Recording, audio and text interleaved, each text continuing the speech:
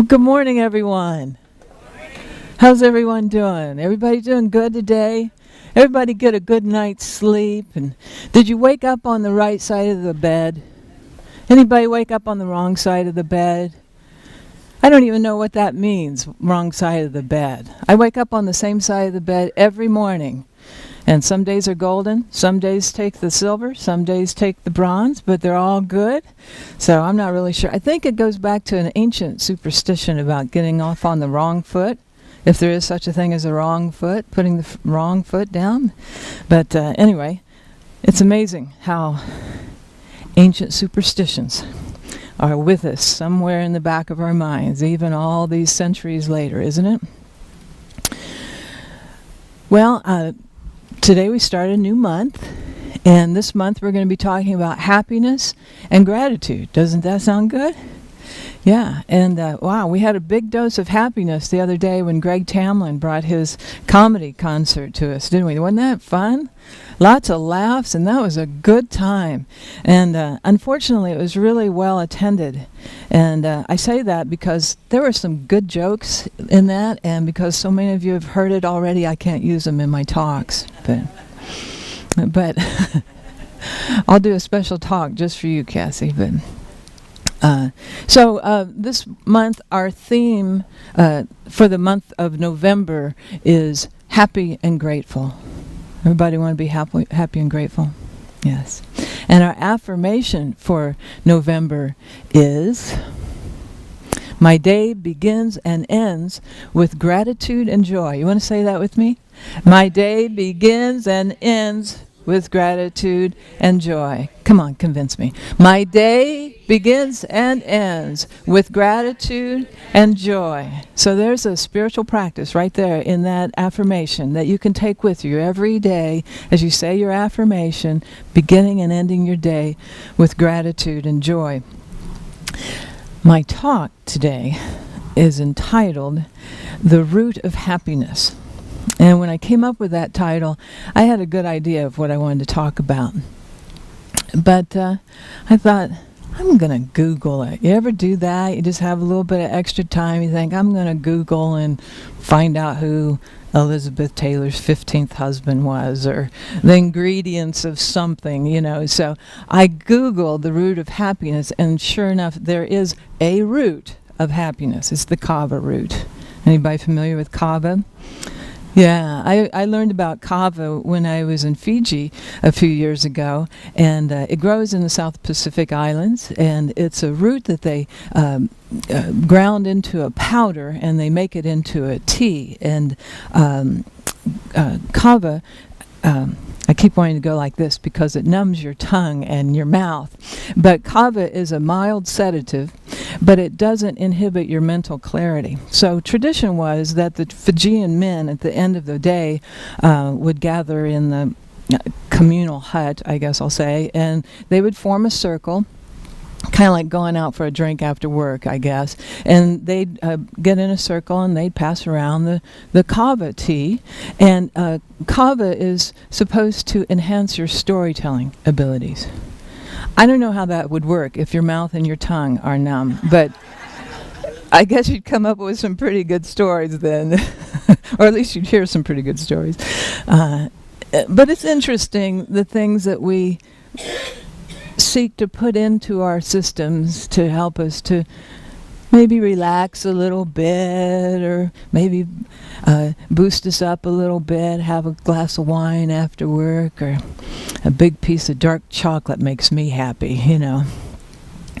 The things that we want to put into our systems. But there is no drug more powerful than the chemicals that are already in your body and your brain. Over 100,000 chemical reactions are taking place in your brain every second. Isn't that amazing to think about? 100,000 chemical reactions every second. Our bodies are a veritable pharmacopoeia of happiness-enhancing chemicals in our bodies and our brains, all for the purpose for us to have a positive, pleasant experience in this human body. So what we want to do then is to gain information about all of these aspects of our body, and we want to create happy chemical habits.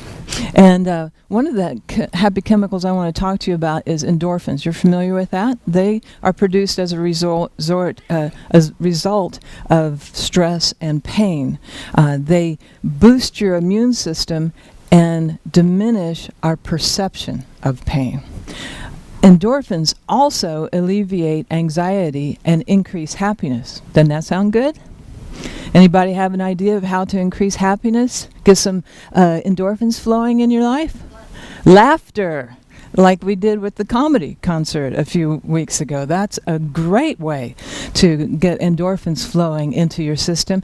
And research has recently shown that even the anticipation of laughter increases the endorphins flowing in your system. So I want to give you a reason to anticipate laughter.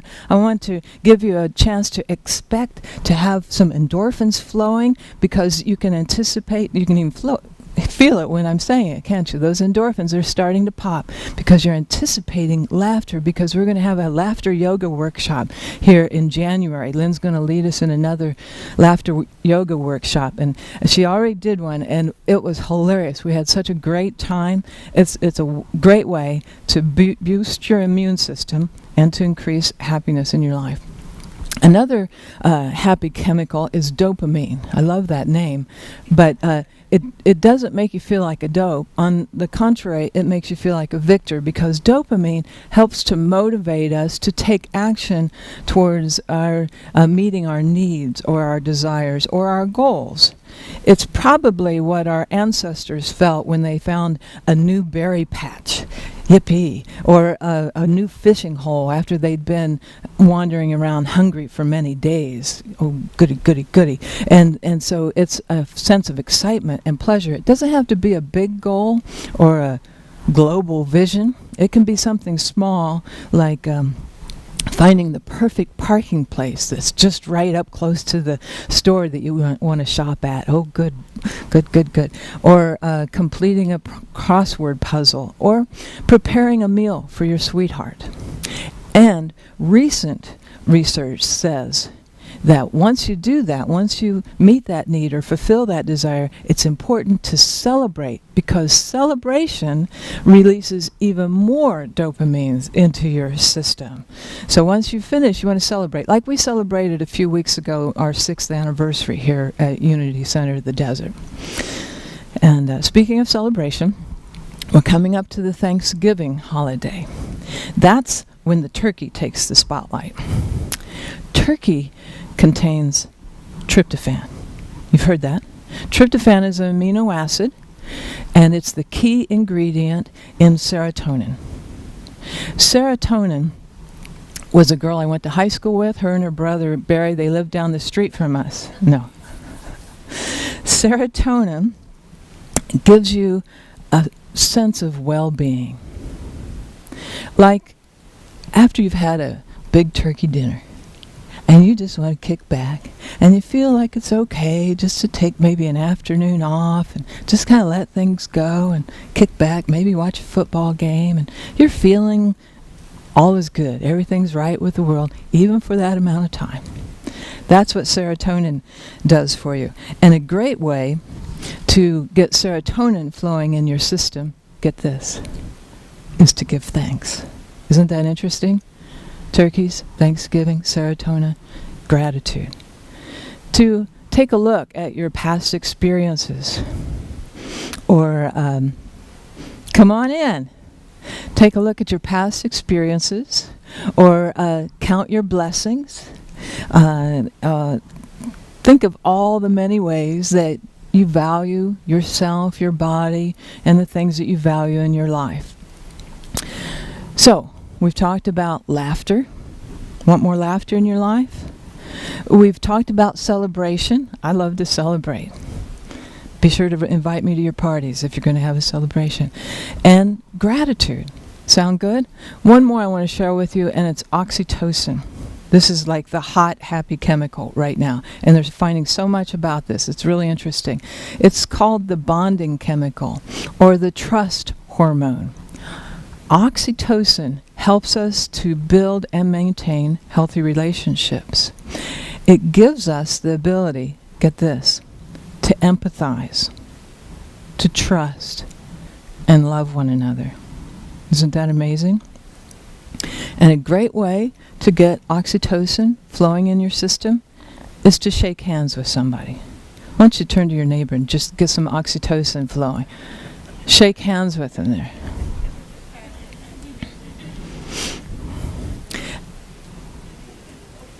An even better way to get the oxytocin flowing is to hug someone. And an even greater way to get the oxytocin flowing is to give and receive a gift. Why all this talk about happy chemicals on a Sunday morning in church? Well, first of all, here at Unity Center of the Desert, we seek to have a genuine faith, a holistic faith, a cohesive faith. Albert Einstein said, "Science without religion is lame. Religion without science is blind." Well, we don't want to have a blind faith. We want to take universal truth wherever we can find it and integrate that all together. In fact, Charles Fillmore one time said, "We don't have an occult mystery when it comes to our faith. We want something that can be substantiated in many different ways. So we want it to be solid and sure, just like your deodorant."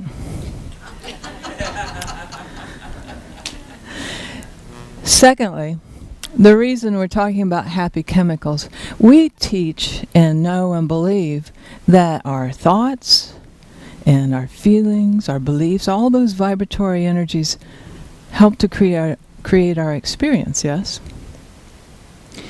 So understanding our bodies, our brains, our nervous systems, our hearts, then we can know when to make changes or how to make changes or what to adjust in order for us to live peace-filled and prosperous and happy and joy-filled lives.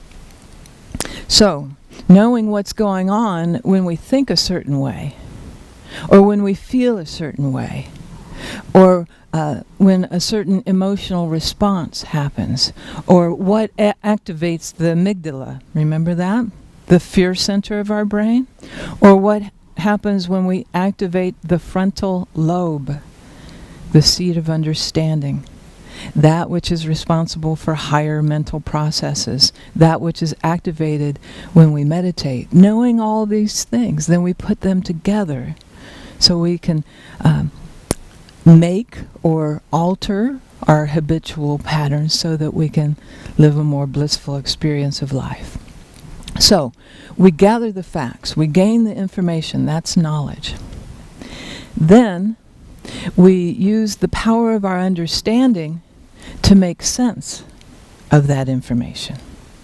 So then we can make connections, maybe between our habits of thought and our experiences, or our feelings and our body's response to those feelings, or our beliefs and the life message that we express. So, but it's not just our brains or our hearts that influence our lives. Our beliefs have a tremendous amount of impact and influence on us. Andrew Newberg, you've heard me talk about him before. He's the neuroscientist that's done some fascinating work. He uses brain imaging technology to study different spiritual practices and religious practices. And he's scanned the brains of Franciscan monks when they're praying, and Sikhs when they're chanting, and Buddhists when they're meditating. And research has found that different practices and beliefs are very important.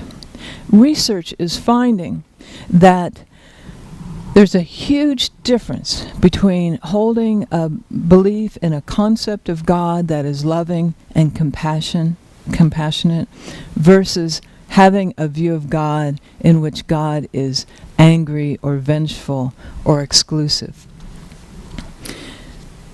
If you focus on a belief in God, that God is angry and vengeful and exclusive, that activates the amygdala, the anger center of the brain.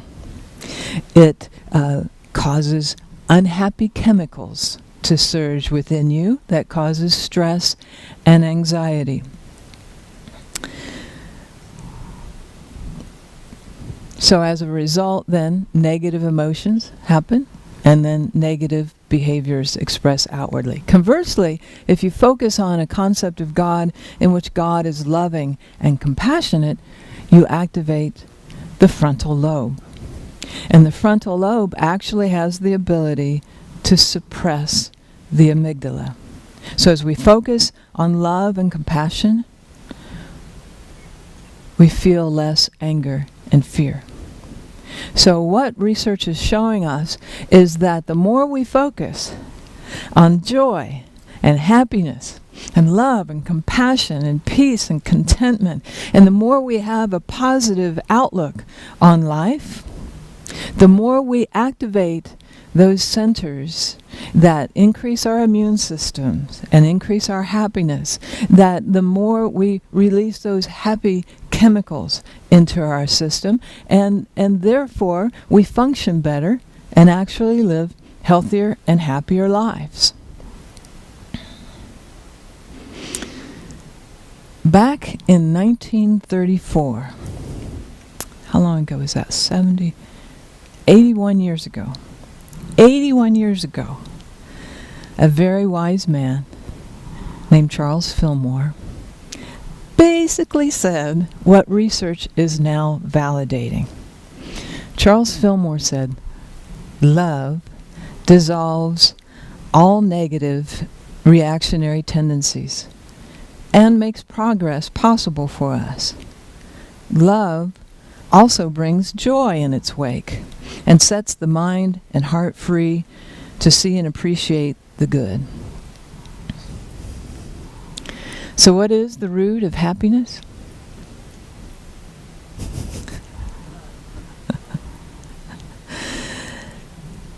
Love God with all your heart, your mind, and your soul.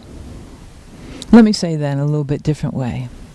Return the love and compassion of a loving and compassionate God with all your feelings, all your thoughts, all your beliefs. Love yourself with all your feelings, all your thoughts, all your beliefs. Love one another with all your feelings, all your thoughts, all your beliefs. Life in this human body is intended to be a blissful experience, living with vitality and enthusiasm, with joy and contentment and love and compassion, making happiness a priority. So, are you ready to do as Charles Fillmore said, and to set your mind and your heart and your body free to see and appreciate all the good there is? Are you ready to make happiness a priority? I hope you are. And I bless each one of you with all success.